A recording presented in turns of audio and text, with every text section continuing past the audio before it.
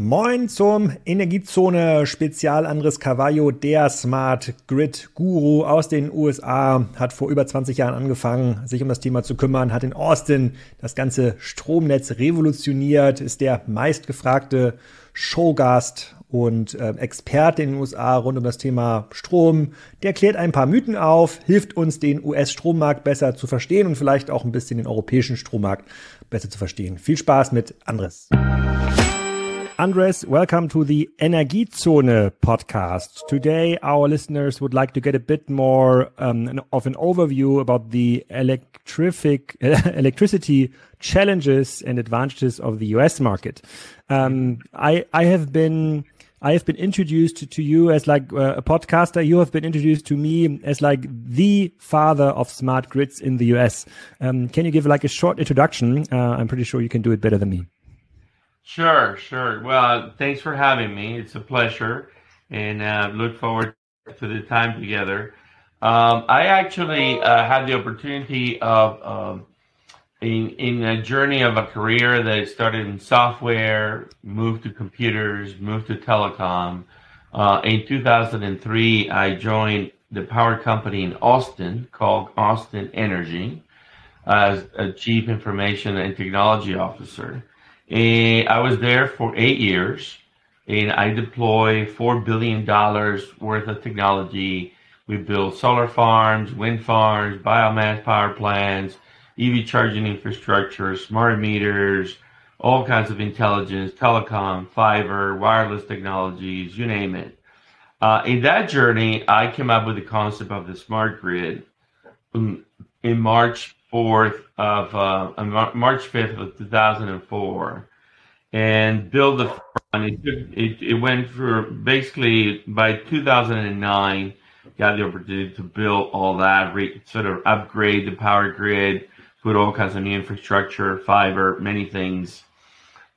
So then in 2011, I wrote a book about it, became a bestseller, and then in 2014, started a consulting company. Basically, doing the work that I had done at Austin and many other places. So that's where it came from.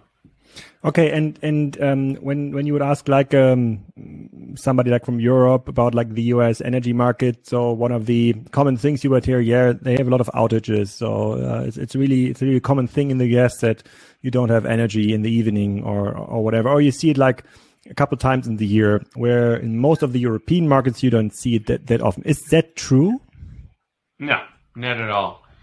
Not at all. So there's a major. So first of all, the United States, like Europe, there is no European market. You could talk about it, but the way you do energy in the UK is different from France, different from Spain. The market constructs, how utilities are paid, and is there competition or not, all different, right? Same in the U.S. There is no United States of America. There are 50 states. Every state has their own construct. You got 3 types of utilities in the U.S. You have cooperatives that are owned by the members. This is the utilities that were created in the 1950s to basically electrify rural America, There are 900 of those. Then there are utilities that are owned by cities, like Seattle, Austin, San Antonio, Orlando, so on and so on. There are 2,000 of those, okay? And then there are what is called investor-owned utilities. These are utilities that are owned by private capital.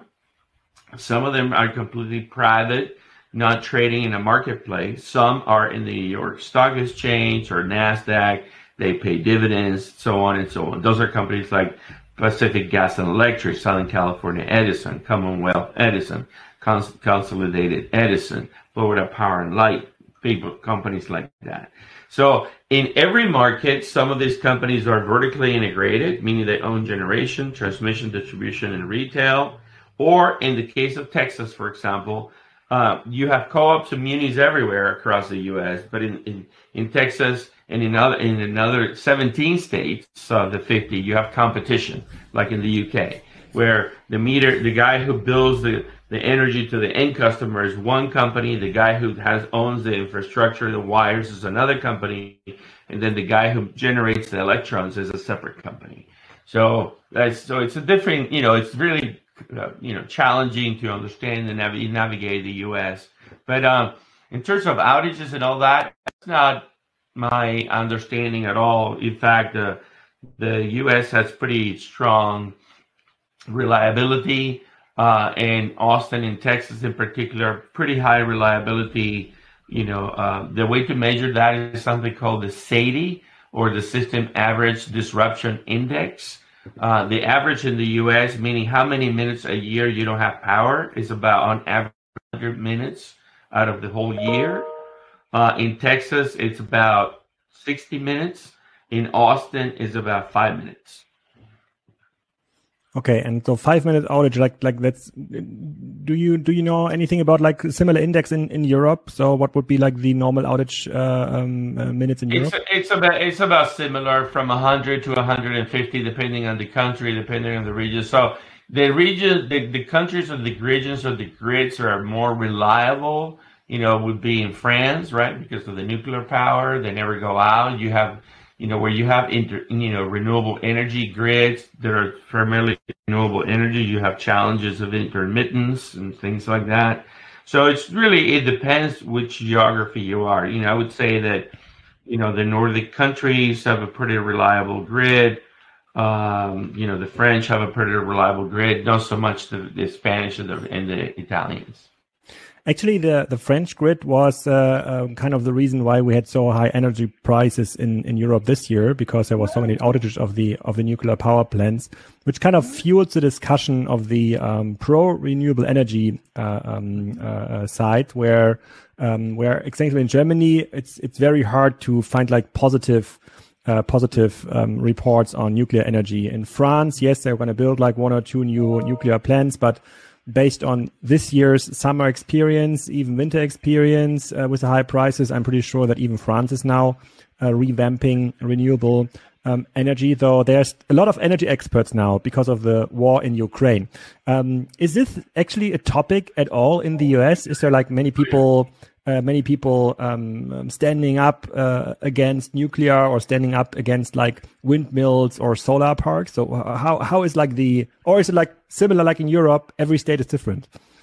Yeah, it is. There are different historical realities around nuclear, because of, 3 Mile Island here in the U.S. or Chernobyl, the issues in Japan, right? But the difficulty with the grid is simple.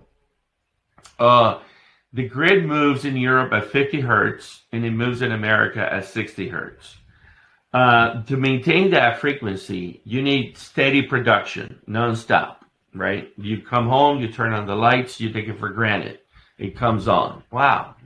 How easy is that? We don't think about electricity when we wake up in the morning, right? We think about maybe we need to use the dryer, the toaster oven to make toast, to eat, cook the stove. If it's not gas, it's electric, right? But we don't think about how many kilowatt hours of energy I'm going to use today, and it's going to be there, right? We don't think about that. We take it for granted. So the thing about that is that, you need what is called base load. You need some reliable, steady production, 24/7, 365, to do things like melting steel, or doing chemical production of milk or yogurt or things, right? We don't think about these things, but they require a lot of power all day long, right? So you need to produce that. Now, how you produce that and how you deliver that 24/7 is really the transition that we're witnessing, right? So we need to get rid of CO2. Okay, how do you do that? How do you get rid of, coal, natural gas? How do you don't even use nuclear and go 100% to renewable energy? Well, the sun shines during the sun time, and the wind works when the wind is blowing. So how do you fix the stuff in the middle, right? You need other technologies. So far, energy storage, long duration battery technologies, short duration battery technologies, things like iron phosphate or lithium ion. There's all kinds of things being studied and practiced and tried, right? But so that transition is not easy. It's sort of like how we went from telephone on a landline to telephone on wireless. Is your wireless phone 100% accurate? Does it work all the time? Do you drop phone calls? So we've gotten used in the wireless world with data and texting and things to live perhaps with a quality of voice service that is not as good as the old landline phone, right? Does that make sense? So now we're totally shifting. Now we're shifting to a new way of creating energy. I'm going to use my solar rooftop. I'm going to put energy storage in my house, right? I'm changing the dynamics of the model. The utility, which was created to do centralized power to bring to your house, now needs to interact with stuff in your house or in the building or in the school or at work, in the office, right? And now all of a sudden the utility needs to build a different grid, manages two-way power flow that realizes that even you may be producing solar and you may decide not to want to put it in the grid. Don't know why, but you don't do it. So now I need to maintain that 50 hertz balance, I need to find energy somewhere else real time. So that construct is making it very difficult for utilities to switch, And so how do you do it? When do you do it? Who pays for it? How expensive is it? That's what we're living. And is there also like a change in the US away from coal and nuclear into like renewable energies? And if there's not such a strong party protesting actually for renewable energy, so what is a driver? Is a driver an economical driver? Is it cheaper eventually, or was it? Absolutely. So I would say today natural gas prices are high. Running a coal plant is expensive, so it's cheaper to build solar and wind. But the challenge that we have is that we have an install base. So, for example, the United States produces roughly 1,100 gigawatts of energy on a yearly basis. Europe is roughly about the same, 900 gigawatts. China is 1.5 gigawatts. India is 300 gigawatts. So the U.S. produces 1,100 gigawatts, and only 5% is solar and wind. So, how long is it going to take to change all that? It's not easy, right? It's expensive. You're talking trillions of dollars, right? So the challenge always ends up being, okay, we want to do this. So who's going to pay for it? How long is it going to take, right? So now you have 50 states that are in different stages of this. California is probably the most progressive in terms of the mandates to switch. They're mandating to put solar panels on homes now. They have said that by 2035 there would be no gas vehicles on the road. But take something, Alex, like the electrification of transportation as an element of the challenge, right? So we're all for all this new technology, but let's just talk about Texas. So Texas produces today 80 gigawatts of power for everything that it does. Everything. 80 gigawatts, 80, right? Now, Texas is like any other state. So just for clarification, everything it does, like including transportation, factories, just electricity? Just electricity, just power, right? So now let's say we're going to electrify Texas on transportation. Well, there are 22 million registered vehicles in Texas. 22 million. Now let's fantasize for a moment and let's say that we're going to switch them all to electric over the weekend, and we're going to switch them to a vehicle that has a lithium-ion battery that has the capacity of 100 kilowatt hours, just to make the math simple. So 22 million times 100 kilowatt hours is 2,200 gigawatt hours. But I only produce 80. So if all the cars switch tomorrow to 2,200 gigawatt hours more, where is the energy going to come from? right? That is true, but on average, like the cars are like only moved a couple of miles a day, so they don't need like 2,200, maybe only 5%. They don't need to charge every day. They schedule whatever you say. We don't need less power. We need more power, right? Yeah. So the question for the industry is, okay, we need more power. So where's it going to come from? Wind, solar? How do we make it 24/7? Do we do energy storage everywhere? How expensive is that? So that's what we're living, right? We're going through that transition globally, right? Okay, so just for my understanding, when I had a similar discussion with a German energy expert, and the consumption of like energy, I don't know if it's like the same metric. It's like just the energy we need like from all sectors, not only electricity but also oil, so fossil, gas, whatever. It's 2,000. It was 2,400 terawatt hours, and like 25% of it comes out of the network of the electricity grid. Right. And 50% of the German produced electricity is renewable energy based already. So it's already like a fairly high number. But you see, compared to the overall consumption of energy, regardless if it's just electricity or gas, it's only very small amount. So we need to. In Germany, we need to tenfold our renewable energy production in order to fulfill all energy hunger. And we just don't have solved like all the storage problems yet. Right. Yeah, we have a similar challenge. I would say that Germany is farther. The Nordic countries in Europe are farther on the renewable quest, right? They're farther along. We're only at 5% production in renewable, right? Okay. And so the challenge remains, who pays for it, right? Because ultimately it is the consumer at home that pays the bill for everything, right? And so politicians are having a challenge with, who is going to pay for this, right? Because it doesn't matter if the government is writing checks, like here in the U.S., we print money and buy things. That's fantasy land money, right? I mean, ultimately, we are going to pay.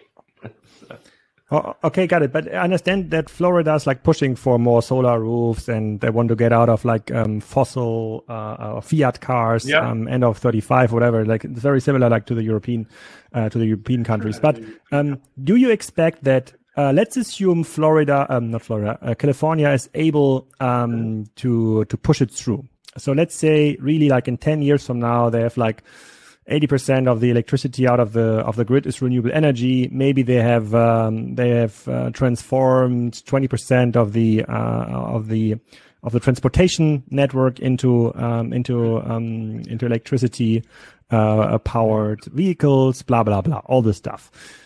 Do you eventually believe that this will lead to a competitive advantage for California because power is more affordable in the future, or is it like on a mid-term basis disadvantage for the consumer? Yeah, I mean, so for example, the price in Texas of a kilowatt hour today is 10 cents, and in California is 45 cents today. Is 10 cents the consumer price, or is there any like taxes, grid tax, whatever put on top? The consumer price. Okay, yeah. 10 cents. For a that would be so hour. nice. That would be so nice. I could heat my pool like all year long. Right. See, I don't know how much is in Germany, but in California it's 45 cents. Yeah, we are also like between 40 and 50 now. Yeah, and that price is not going to go down ever. It's never going to go down, because the challenge is this, Alex.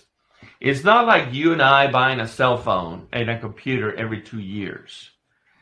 When this thing is built, the grid, the power plants, these things are built for 40, 50 years. You can't just go and get rid of it and put a new one every 2 weeks. It's just too expensive, right?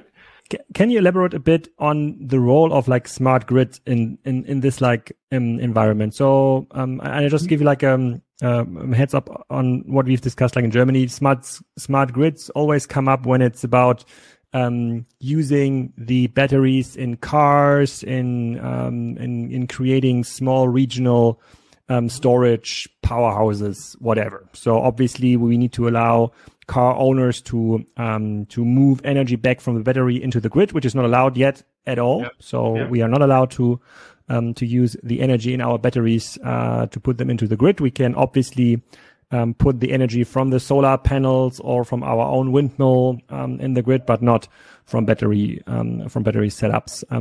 So so and you have started this whole smart grid thing over 10 years ago, like 15 years ago. 2003. Yeah. So why? Yes.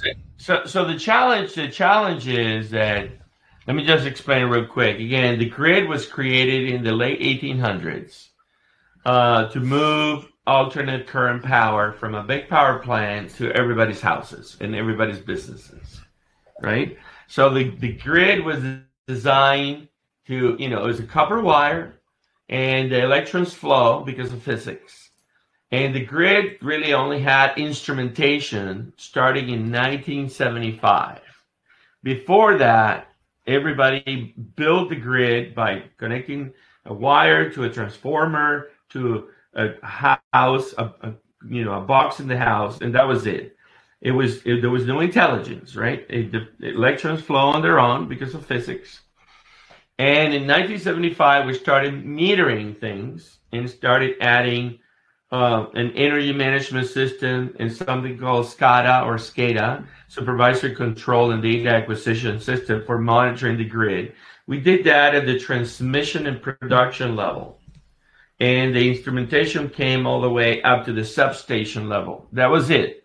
So when you see a substation where they have all the wires and kind of looks like a bunch of antennas, right? It's grid coming together there, right? That's where the instrumentation was. There was no instrumentation anywhere to go from the substation to the hostel to the office to the house. Nothing, right? Then we decide to put a mechanical meter at the edge of the house because we want to start tracking or submetering things differently. But in the old days, if you were connected to the grid, you got a flat fee. So if you were a house, you pay X. If you were a building, an office building, commercial building, you pay Y. And if you were an industrial customer, you pay Z. And it was a flat fee. Nobody was metering how much kilowatt hours were happening. It was just, right? Then we moved to mechanical meters, and somebody walks around once a month to read the meter, right? And now you get a bill, right? Because somebody read the meter once a month, okay? And so as time goes on, we decide to make the meters intelligent, put networking technology on it so that to read the meter once a month. I can now read the meter every 15 minutes, 96 times a day, and then see what's going on in the grid, right? So as we move infrastructure to the home, to the building, to the hostel, to the school, solar energy storage, anything, you put electric vehicles charging, right? Now all of a sudden the grid needs to get this new capability of being able to understand, monitor, and manage what's happening on the edge of the grid. It's never had that before. Now we need to add all this new telecom capability, software programs, do the integration of all kinds of third-party products and technologies on the edge of the grid into the utility. So easier said than done. But on the future state of smart grids, so let's say you're the owner of an F-150 Lightning, like a 140 kilowatt battery. So how far away is even the furthest developed state in the US from integrating this battery into the smart grid system? Yeah, so that's a great question. So again, utilities are having a hard time creating the next architecture for the power to accommodate third-party assets coming onto its own network. So, I'm hoping to get an F-150 Lightning. And if I get it, I am going to make it, I'm going to connect it. You need to buy $1,000 kit to interconnect it to your house so you can run the house using the truck. Now, the house, when I buy this $1,000 kit, what I'm really buying is a new control box and something called a rectifier, and I have to actually disconnect myself from the grid, and then I can connect the truck to run the house. So the truck running the house is not connected to the grid. It needs to be isolated because the utility doesn't know how to deal with that today. And it's not that the technology doesn't exist. Here's the challenge. The challenge is, so let's take the United States, 150 million households, 28 million businesses.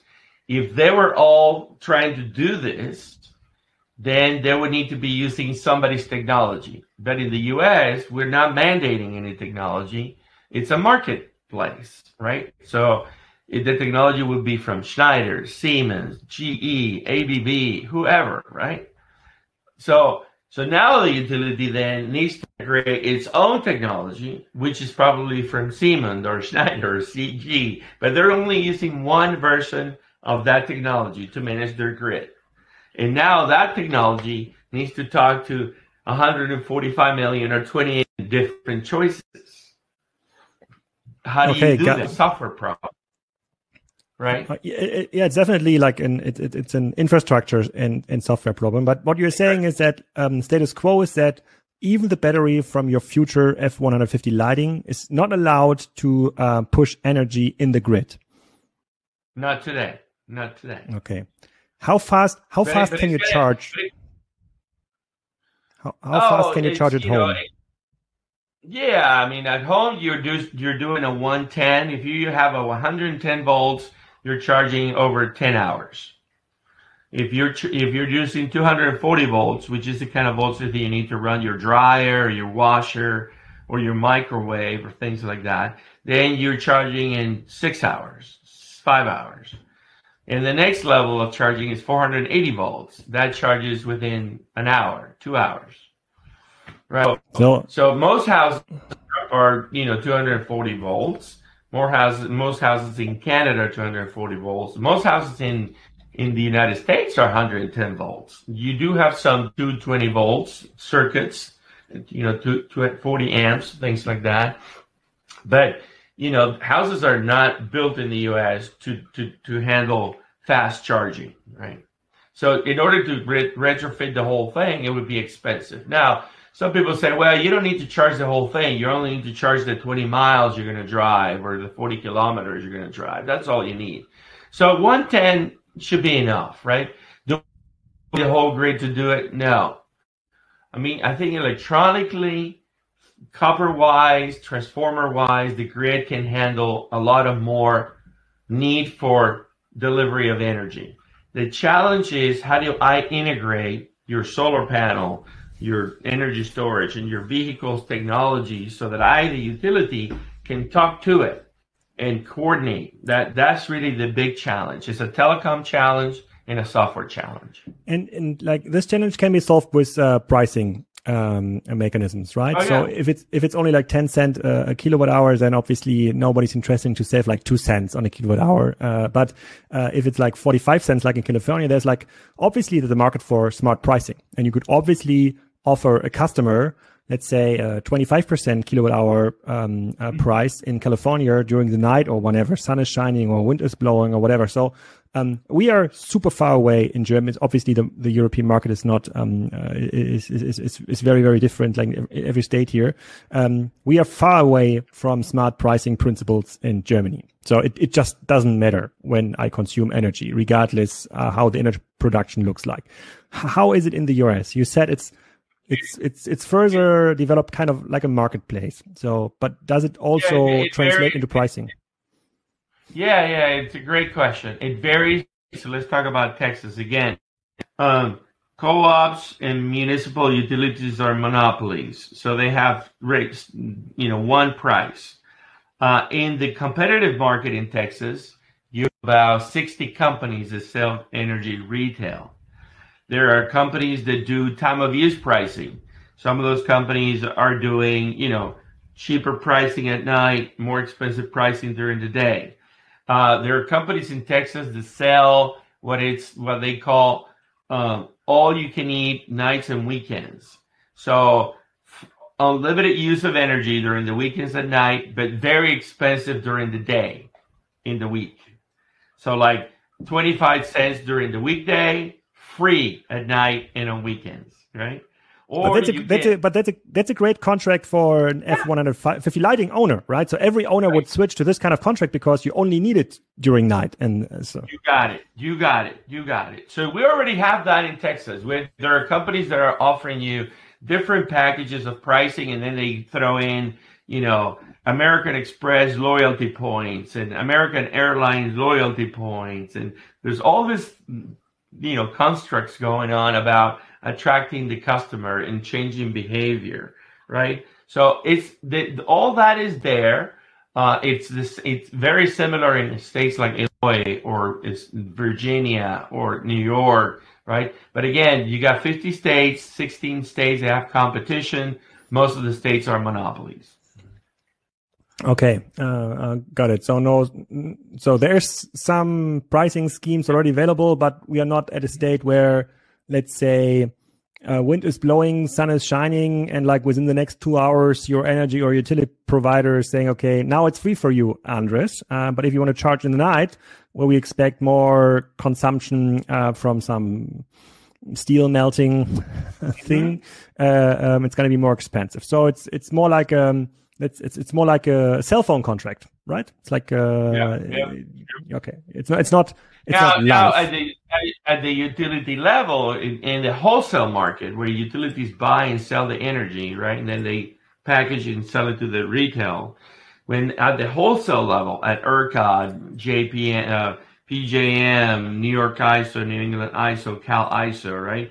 At that level, for example, when I was at Austin Energy from 2003 to 2010, we would buy energy when the wind was and the price of energy was negative, right? We would buy energy and get paid to buy the energy, not pay for the energy, get paid to buy the energy. And then we would use that energy to create ice. And we had chillers, 40,000 ton chillers in downtown. And then we would create air conditioning and pipe the cold air into the buildings.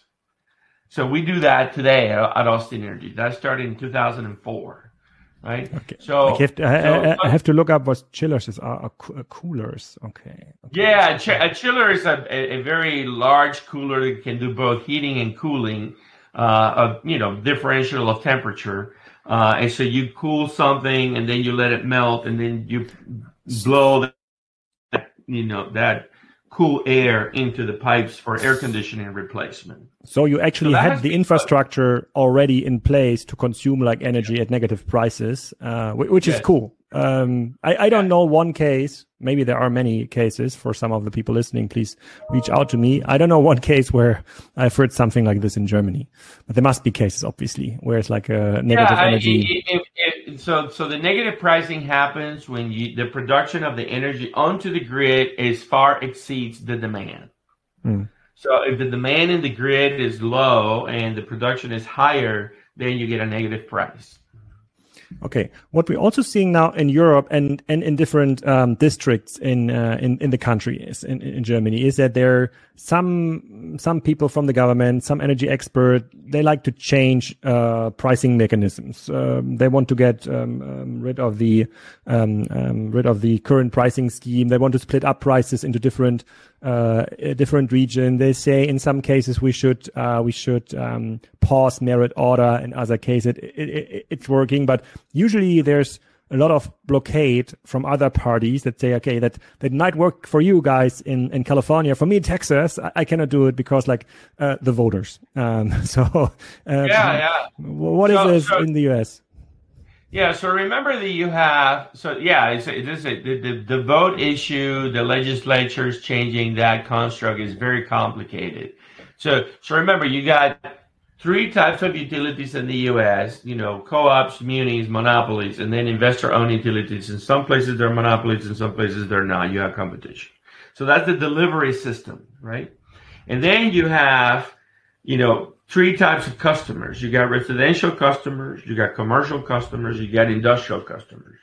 So the residential customer at some point uses a lot of energy between 7 a.m. and 10 a.m., breakfast, early in the morning.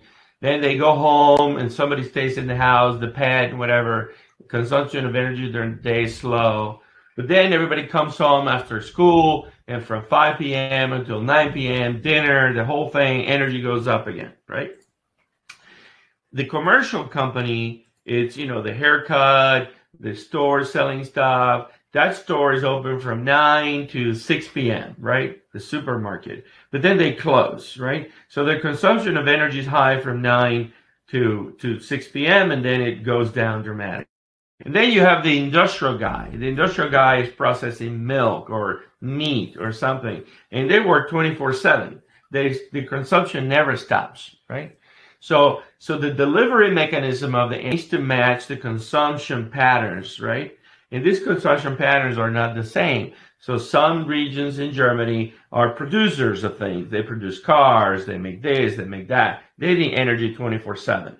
In some parts of Germany, you have a lot of commercial things, different profile. And then you got people living everywhere, different profile. So that's the challenge. The challenge is, how do you manage this? How do you have, non-carbon energy, reliable, 24/7, priced appropriately or fairly, right? That's the challenge. So time of use pricing is one way of doing it, penalizing people from consuming energy during the high peak times of the day. For the residential is one thing, for the commercial is a different thing, for the industrial is a different thing. So time of use has been used for a long time, for the last 50 years, primarily on the industrial side, when you have demand response, and the grid may need a relief from energy consumption, and then the industrial guys get paid for disconnecting, for stop production. They get paid, compensated. So that has been going on. Where it's never been pushed aggressively is on the residential side for you and me at home, right? Because the perception or the concept is that, like air and water and power, it should be available for everybody. It should be almost free. Everybody should have it. It should be a right? But the problem is it's not cheap. It's expensive. So how do you balance that, right? That's where the politics gets in. Okay, got it. And my last question would be, so right now in Germany, we have voted down nuclear power like 10 years ago after the Fukushima incident. Many countries are following. Some countries are building new plants, but it takes now in Europe like 20 years to build like a new plant. But everybody is somehow moving away from fossil energy sources, which is more or less the same in the US. But going back to the nuclear question, and I think Bill Gates, for example, is doing some research on like the next gen nuclear power plant. So what is the state of mind in the US? Is it pro nuclear? So let's get rid of fossil and go into renewables and nuclear. Is it still positive, or is there also some challenges around this topic? It's mixed. So depending, and again, 50 states, every state. So in Georgia, Southern Company is building the latest nuclear plant. So and there is a couple other plants that have been approved to be built in the U.S. So the challenge that everybody's finally understanding, I also, I'm a mechanical and electrical engineer, and I teach at Texas State University Power. The challenge is that while it is good to want to push to be carbon free, the problem that we have with a carbon free reality without a good solution for energy storage, which is not there 100% today, both technology and price, is that for 24/7 functioning, is that nuclear should be thought of as a potential ally to the mission of getting rid of carbon. So there are some 30 startups doing small reactor type technologies using different materials other than uranium, different. So Bill Gates has invested like in 6 of them, and there are many billionaires that have invested in many of them. So the concept is go back to some smaller nuclear footprint type thing. Instead of building something that is, 3,000 watts, it's build something that is only, 100 megawatts or 50 megawatts, right? Small. It looks like a refrigerator in your house and it can power the whole neighborhood kind of thing. So that's where the thinking is going. But it is incredibly complicated to approve a power plant. We have the Nuclear Regulatory Commission in the United States. That's all they do. It's a bunch of geniuses, and all they do is manage the current infrastructure of nuclear and approve new rules and approve new plans, right? And it is very difficult to get one approved. Very difficult. Okay, got it. But it's state by state, I got it. But overall, there's like new projects going on. There's still hope for like Gen 4, Gen 5 nuclear power plants, and there's like way out on fossil power plants. But as you said, they were built like for running like 50 years. So you will have them sitting around for the next 20, 30, whatever years. Depends on when they have been built. Thank you, Andres. I think it was like a fantastic insight into the US Energiezone setup. There might be some follow-up questions. I might ask you for some introductions later. Still on the market. It's so interesting for me to follow it up, and I hope also like for the listeners. So thanks again. Absolutely. Thank you for having me. And remember, the genie is out of the bottle on decarbonization. Electrification of transportation is going to drive the whole thing. It may take a lot longer than we think it will, but it's happening. The transformation is happening.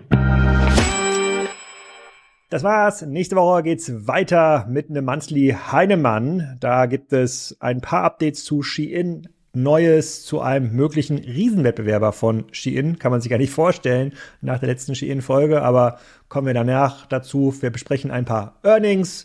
Hoffe ich zumindest, wenn wir es schaffen mit unserem Aufnahmetermin. Ansonsten habe ich noch ein paar andere Folgen hier in petto, die stattdessen kommen. Tschüss und ein schönes Restwoche.